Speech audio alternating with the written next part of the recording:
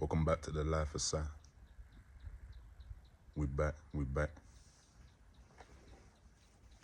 Right now we posted up in Zimbabwe, Africa.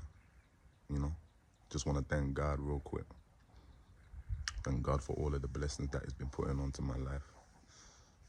Just want to thank God for the, health, wealth, still looking sexy.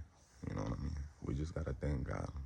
Always gotta take a second to thank God. But you know, I've been really meaning to make a video again. It's been a while. It's been some time since I've actually posted anything on my spiritual channel.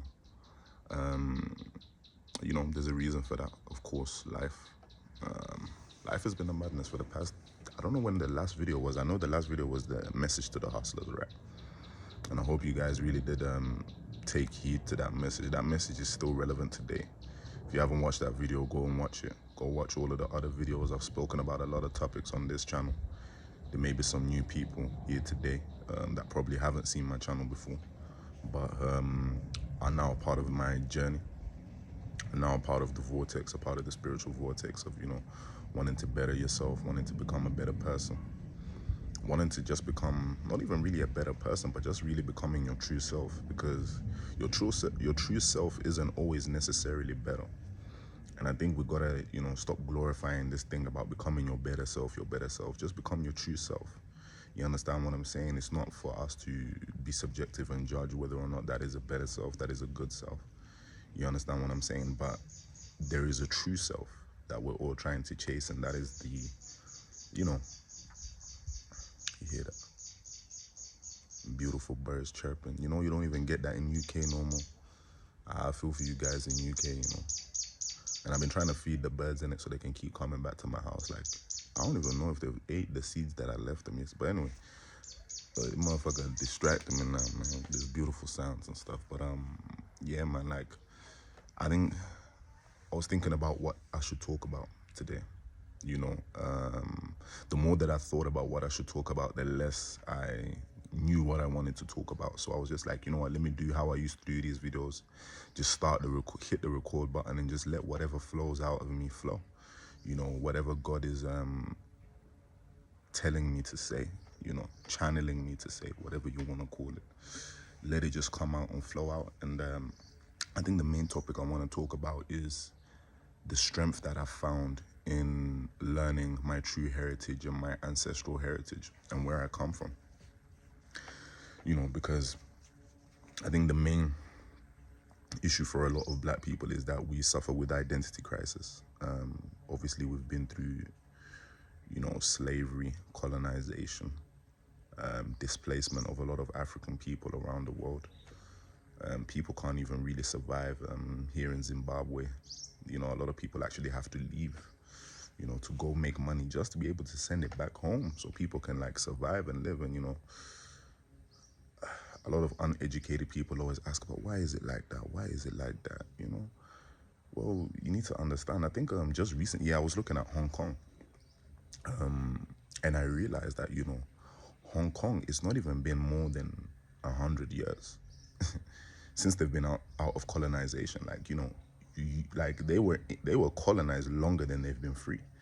And I realized that's probably the same for a lot of countries. So when you uneducated people ask and are like, oh, but why don't you guys, just make money? You have all the resources. Why not make factories? Why not do this? Why not do this?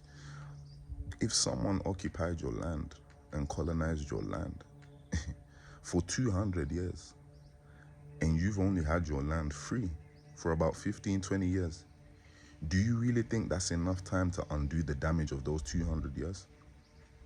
The whitewashing, the brainwashing, the grotesque human rights that were being abused? I don't think so. I think it's gonna take a lot longer than that.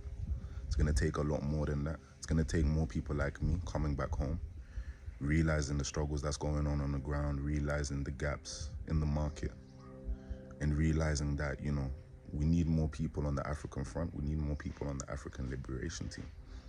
We need you guys to leave these Western countries, man.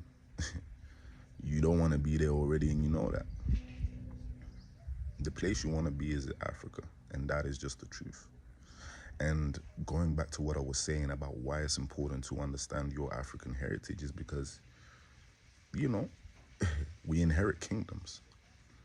We inherit vast lands of plains and savannas, reserves. We have access to so much. And quite frankly, when I was in UK before I just came to Zimbabwe, I could very much feel that my ancestors were calling me back home. I think some of you guys who know me personally know that, before I left to come to Zimbabwe, I was having a lot of thoughts and a lot of messages coming to me, and just, yes, I was successful in the UK. I had a successful property business. I was very well trained in the corporate sector of project management. So I was able to get, good jobs, good paying salaries, £200-300 a day plus, whatever you want to call it. I was making good money. And funny enough, I've now left that place, probably making the least money I've ever made in a while. But yet, on paper, do you understand what I'm saying? On paper, the assets I've been able to acquire, the things I've been able to acquire, these are all going to transmute into billions and billions and billions of dollars. And that purely came from me just understanding who I am, who the Mashamba clan is. You understand? And knowing that is power. Knowing where you come from is very, very powerful, because, it just gives you a untapped source of energy that, before I wasn't really tapping into. Before coming to Zimbabwe and before speaking to my people, realizing that I even had a flipping village named after me. Do you know what I mean? Back in my commercial, you can search this motherfucker up on Google Maps and, it's going to come up. And just realizing the effect that the Mashambas have had over the SADC region, people have been in positions of power, presidency. I'm more than sure that my family probably does come from the distant Roji Empire and the Karanga people, because of where I'm from, and my sekurus and my grandfathers and all of these things that these people have done. And it's not just from my dad's side. There's royalty in my blood from my mom's side as well. These people, my family members, they were in very big positions. They were people of, freedom, people of liberation, people of being on the forefront of Africa and making sure things are going right. Now, I'm not here to prove or disprove that, because at the end of the day, when you know who you are and you know what you come from, who do I need to prove to? A lot of black Africans, we don't really know where we truly come from. A lot of people are even estranged from their fathers. Sadly, either their father has passed away. That tends to be a very, prominent problem in the black culture and community. So only knowing one side of your history, which is your mother's side and not your father's, it leaves you feeling incomplete. It leaves you feeling like you don't know who you truly are.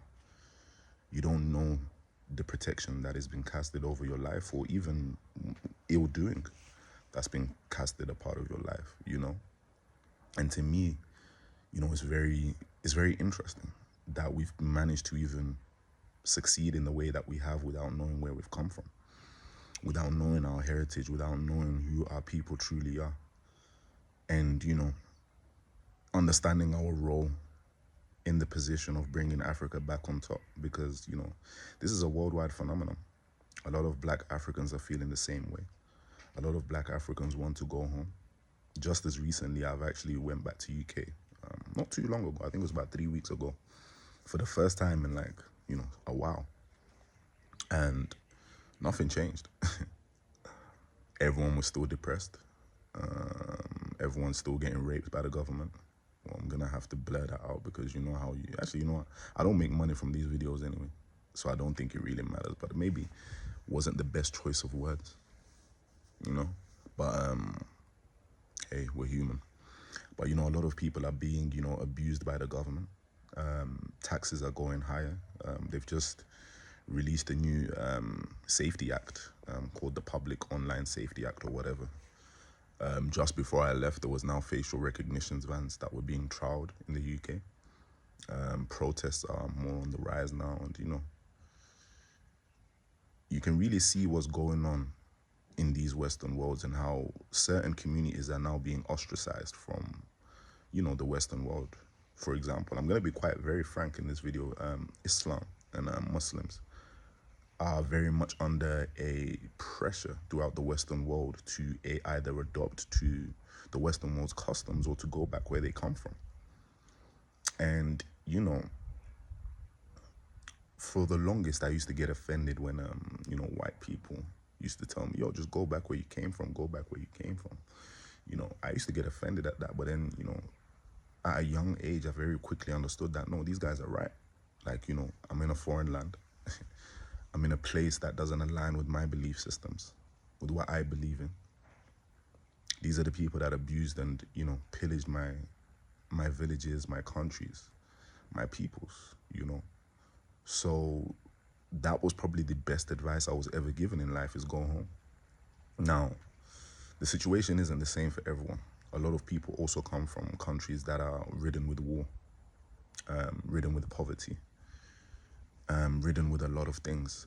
Luckily, in a place like Zimbabwe, although it is peaceful, you're relatively safe in this country, there is still a lot of other issues and problems that are systemic, especially from, the effects of colonization.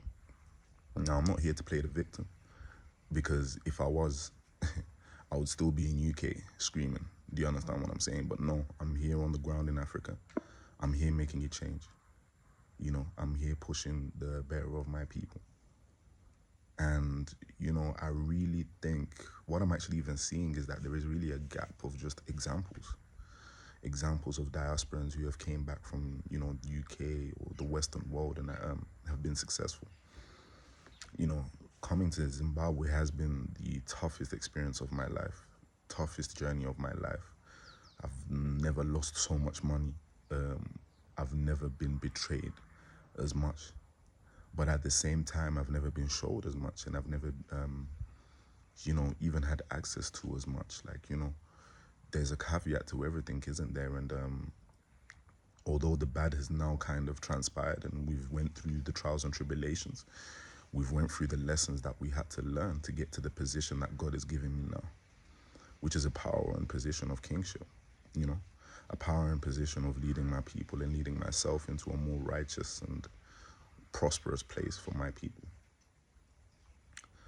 And, again, this is all coming back from the power of understanding who I truly am, what position I even hold in the spiritual battle.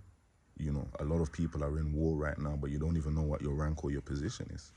Are you a private? Are you a sergeant? Are you a lieutenant?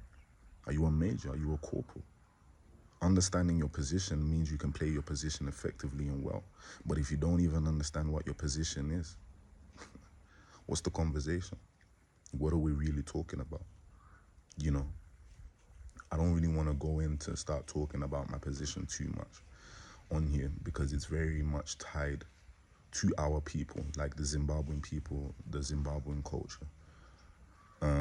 If you know me and you know the Zimbabwean culture, you may even know what my position already is without me having to tell you. And to be quite honest, in today's world, talk is cheap. This is one of the reasons why I even stopped making a lot of videos. A lot of the times you see a lot of your people that you look up to end up becoming the villain or the monster. They end up showing you that they're human and not perfect. Same as me, I'm human, I'm not perfect. There's many things I've done wrong in my life. There's people I've done wrong, people have done me wrong.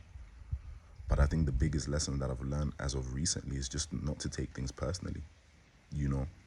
Losing friendships, losing people out of your life. You can't take these things personally, or even what people might say about you or think about you. You really can't take these things personally, because quite frankly, by the time I'm dead and gone, no one's even gonna fucking remember me to begin with anyway. And that's just the truth. So to take everything so personally, when I know that everyone is having their own inherent experience of life, it just does me a disservice of, taking up too much space in my mind and my mental. And I think mental clarity, mental capacity, and mental space right now is more important because we're being so stimulated and flooded with so much information, so much lights, so much things that's just going on right now. Wars and famines and riots and, race wars and, if you ain't 6'5", you can't get a wife and this and that. Like, it's crazy. And I'm just glad that, I'm understanding my position in this world, understanding my purpose, and obviously I would say before I probably kind of understood what my purpose already was. That kind of led me down this path already of me even coming to Africa in the first place. And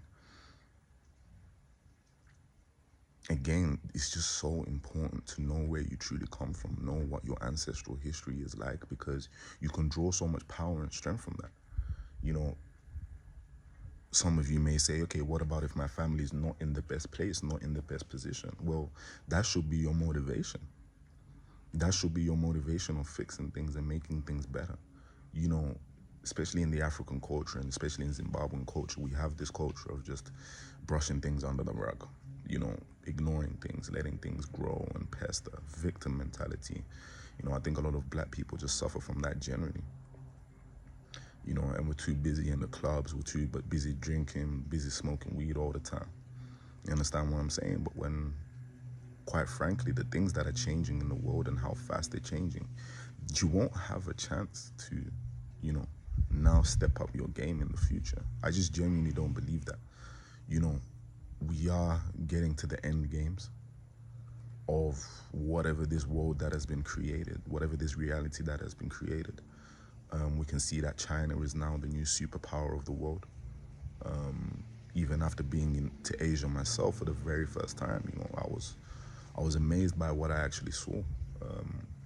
I was amazed by the infrastructure that was there, the practices, how safe I was able to feel. And these things are just very telling signs of a, society and community that is essentially crumbling and shifting to a new place. And if your position is not set before that shift happens, your family, your people are probably going to go through another 100, 200, 300 years of turmoil and suffering. So when people ask me, how do I do it? I just do it. There's no complicated method. There's no secret behind what I do.